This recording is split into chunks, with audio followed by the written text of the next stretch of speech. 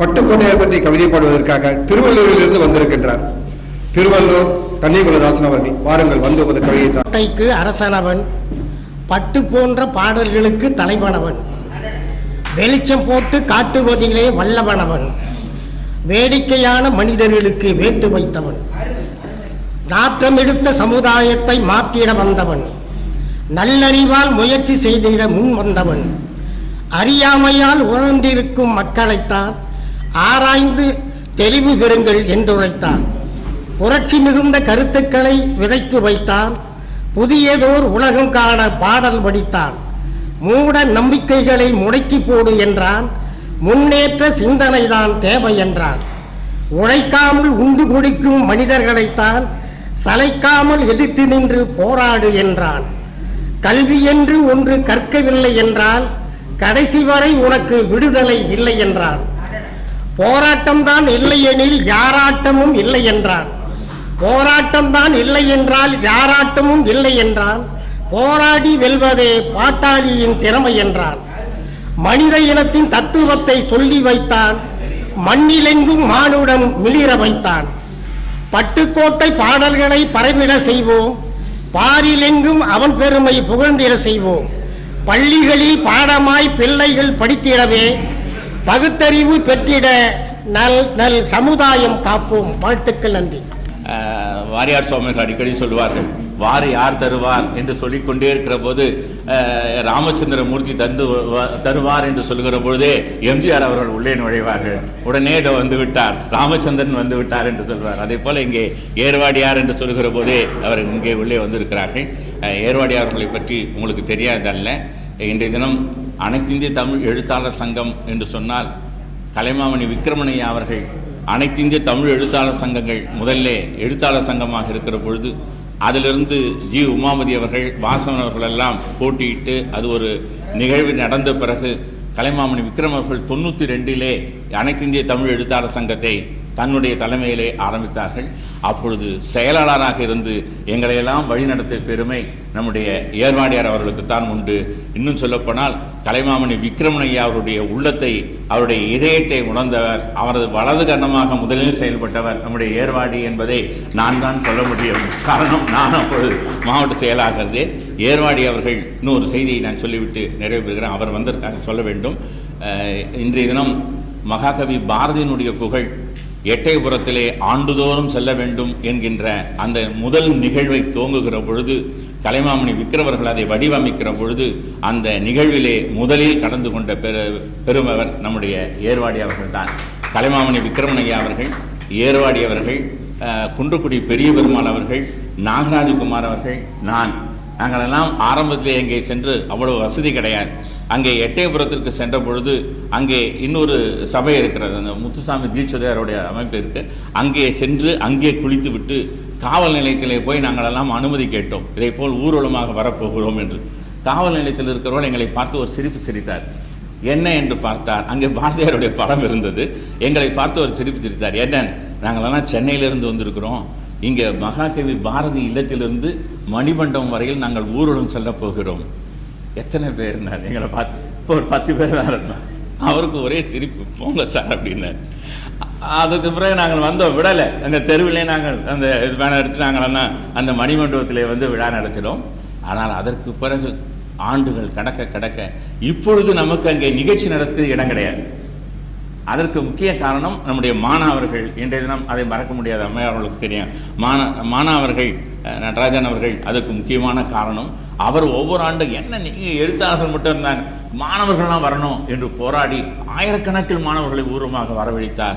இன்றைய தினம் வைத்தியநாதன் அவர்கள் அந்த பொறுப்பை ஏற்றுக்கொண்டிருக்கிறார்கள். மிகச் சிறப்பாக நடந்திருந்தால், ஆனால் ஆரம்ப கர்த்தாக்களை மறக்கக்கூடாது என்பதற்காக சொல்கிறேன். நம்முடைய ஏர்வாடி அவர்கள் தான் அதற்கு காரணமானவர்கள். இன்னும் சொல்லப்போனால் அப்பொழுது எழுத்தாளர்களை எல்லாம் பல இடங்களுக்கு நாங்கள் வந்து அப்போ மருத்துவ இதுக்கெல்லாம் அழைச்சிட்டு போவோம். அதெல்லாம் ஏர்வாடி அவர்கள் முன்னின்று செய்வார்கள். அந்த காலகட்டத்திலிருந்து கலைமாமணி விக்ரமன் அவர்களுடைய உடனாக இருந்து, இன்னும் சொல்லப்போனால் நாடகக் கலையிலே ஒரு காலகட்டத்தில் ஏர்வாடி என்று சொன்னால் வானொலியிலே அடிக்கடி தொடர்ந்து கேட்பவர்களுக்கு தெரியும் ஏர்வாடியாருடைய பெருமை. நான் அப்பொழுது வேளாங்கண்ணி பள்ளியிலே தமிழாசிரியராக பணிபுரிந்து கொண்டிருந்த காலகட்டம் 90களிலே அவர்கள் எல்ஐசியிலே இங்கே இருந்தார். இந்த எல்ஐசியிலே இருக்கக்கூடிய வங்கியில் அவரும் TKS கலைவாணன் அவர்கள் இருப்பார்கள். அப்பொழுதெல்லாம் அவர்களை சந்திப்பேன். அவருடைய இயல்பான குணங்களில் ஒன்று, பழகினால் அவருடைய பெயரை சரியாக அழைப்பேன். இப்போ கூட எனக்கு சொல்லுகிற போது சிலருடைய பெயர் தெரியவில்லை என்று நான் தவித்தது உண்டு. ஆனால் ஏர்வாடிக்கு அந்த தவிப்பு இருக்காது.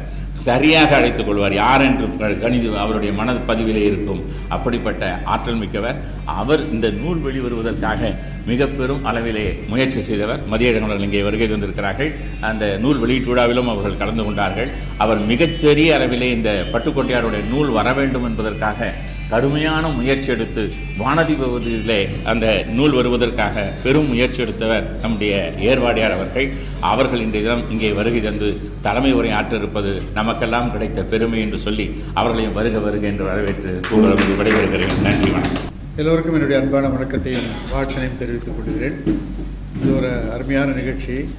என்னுடைய கழுதகை நண்பர் ஐயா ரூஸ்வெல்ட் அவர்களை பற்றி என்னுடைய நண்பர் நடுவூர் சிவா அவர்கள் எழுதியிருக்கிற ஒரு அற்புதமான நூலினுடைய அறிமுக விழா என்பதற்கெல்லாம் அப்பால் நண்பர்களெல்லாம் சந்தித்து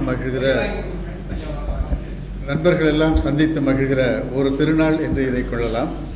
இந்த நிகழ்ச்சியில் என்னை அற்புதமாக அறிமுகம் செய்திருக்கிறார் பொருளாளர் ஐயா அவர்கள். அதேபோல் ஆதிராமல்லை அவர்களும் ஐயா ரூஸ்வெல்ட் அவர்களும் நடுவூர் சிவா அவர்களும் மேடையை அலங்கரிக்கிறார்கள். நான் பெரிதும் மதிக்கிற என்னுடைய அன்பு சகோதரி சொல்லின் செல்வர், அன்புக்குரிய உலகநாயகி பழனி அவர்கள் மேடையில் இருக்கிறார்கள். இத்தனை ஆளுமைகளை வைத்துக்கொண்டு தாமதமாக வந்தது எனக்கு வெட்கமாக இருக்கிறது. இருந்தாலும் உள்ளே வந்த பிறகு இந்த குளிர்ந்த சூழ்நிலையில் நண்பர்களுடைய மலர்ந்த முகத்தை பார்க்கிற போது எனக்கு நிறைவாகவும் மகிழ்ச்சியாகவும் இருக்கிறது. யார் முதலில் பேசுவது என்கிற போட்டியில் நான் வென்றுவிட்டேன் என்று கொள்ளவா அல்லது ஆதிராமல்லை அவர்கள் வென்று விட்டார்கள் என்று கொள்ளவா என்று எனக்கு தெரியவில்லை. இதுவரை என்ன நிகழ்ந்திருக்கிறது என்றும் எனக்கு தெரியவில்லை. இருந்தாலும் கூட உங்களுடைய முகத்தை பார்க்கிற போது இப்போது தான் நிகழ்ச்சி தொடங்கி இருக்கிறது என்கிற மலர்ச்சியை நான் பார்க்கிறேன். பொதுவாக நிகழ்ச்சி முடிகிற போது எல்லோரும் களைத்து போயிருப்பார்கள். ஆனால் நீங்கள் எல்லோரும் களைத்து போகாமல் அப்படியே இருப்பதை பார்க்கிற போது இப்போது தான் நிகழ்ச்சி தொடங்குகிறது என்று தெரிகிறது. இந்த நிகழ்ச்சி என்னுடைய அன்பு சகோதரர் பட்டுக்கோட்டை கல்யாண சுந்தரம் அவர்கள் மீது அளப்பரிய ஒரு அன்பையும் பற்றையும் வைத்திருக்கிற அவருடைய ஊர்க்காரரான அன்புக்குரிய ரூஸ்வெல்ட் அவர்களை பற்றிய ஒரு நிகழ்ச்சி. ஒரு அற்புதமான ஒரு நூல் இது. பட்டுக்கோட்டையின் பட்டு மனசு என்று பட்டுக்கோட்டையாரை பற்றி எழுதிய அதே நேரத்தில் அருமை சகோதரர் நடுவூர் சிவார் அவர்கள் ரூஸ்வெல்ட் அவர்களுடைய பண்பு நலன்களையும் இந்த நூலில் மிக அழகாக சித்தரித்திருக்கிறார். ஒரு வாழ்க்கை சரித்திரத்தை எப்படி எழுத வேண்டும் என்பதை சிவா அவர்கள் மிக நன்றாக அறிந்து வைத்திருக்கிறார்கள். அவருடைய வாழ்க்கையில் நிகழ்ந்த பல்வேறு நிகழ்ச்சிகளை தொகுத்து அவர்கள் எழுதியிருக்கிறார்கள். இன்னும் சொல்லப்போனால் நான் மனதில் பதிந்தவர்கள் என்று கவிதை உறவு இதழில் ஒரு தொடர்ந்து கட்டுரைகள் எழுதி வருகிறேன். அந்த கட்டுரையை எழுதுவதற்கு இந்த நூல் எனக்கு பெரிதும் உதவிற்று என்பதற்காக இந்த தருணத்திலும் சிவா அவர்களுக்கு என்னுடைய நன்றியை நான் புலப்படுத்திக் கொள்கிறேன். வங்கியில் பலர் பணியாற்றி இருக்கிறார்கள். எல்லோரும் ஓய்வு பெற்றிருக்கிறார்கள். வங்கியில் அவர்களுக்கு சரியான ஓய்வு தொகையும் வந்து கொண்டிருக்கிறது, வாழ்ந்து கொண்டிருக்கிறார்கள். ஆனால் வங்கியில் பணியாற்றியவர்கள் ஒரு 3 பேரை பற்றி தான் மிக பிரபலமாக எல்லோருக்கும் தெரியும். உங்களுக்கு தெரியும், நிர்மல் அவர்கள் எக்ஸ்னோரா என்கிற ஒரு அமைப்பின் மூலமாக மக்கள் சேவையில் அவர் மிகுந்த புகழ் பெற்றவர். அவரை எல்லோரும் அறிவார்கள். இந்தியன் ஓவர்சீஸ் வங்கிக்கு அவர்கள் மிகுந்த புகழை சார்த்தவர். அந்த வகையில் விஜயகிருஷ்ணன் அவர்களை நாம் மிகவும் பாராட்ட வேண்டும். விஜயகிருஷ்ணன் அவர்கள் மிகச் சிறந்த கவிஞர். தொலைக்காட்சியிலும் வானொலியிலும் பல நிகழ்ச்சிகளை அவர் செய்து கொண்டிருக்கிறார். அவரை சொல்லி மகிழ்வதில் எனக்கு மிகுந்த மகிழ்ச்சி. அதே போல கல்யாண்ஜி அவர்கள் பாரத ஸ்டேட் வங்கியில் பணியாற்றியவர் என்கிற செய்தி உங்களில் பலருக்கு தெரிந்திருக்குமோ இல்லை எனக்கு தெரியாது.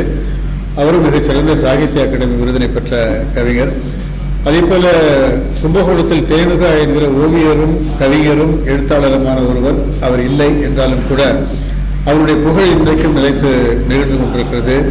இப்படி பல்வேறு அலுவல்களில் இருக்கிறவர்கள் இலக்கிய பணிகளை செய்கிற போது மீண்டும் ஒரு சங்க காலமோ என்று நினைக்க தோன்றுகிறது. ஏனென்றால் சங்ககால புலவர்களில் பலர் பல்வேறு பணிகளை பார்த்திருக்கிறார்கள். வணிகர்களாக இருந்திருக்கிறார்கள், அரசர்களாக இருந்திருக்கிறார்கள், மருத்துவர்களாக இருந்திருக்கிறார்கள். இப்படி பல்வேறு துறை சார்ந்தவர்கள் இலக்கியவாளர்களாக இருக்கிற போது பல்வேறு துறை சார்ந்தவர்கள் இப்போதும் இலக்கியவாணர்களாக இருக்கிற போது மீண்டும் ஒரு சங்ககாலம் மலர்ந்திருப்பதாகத்தான் எனக்கு தோன்றுகிறது.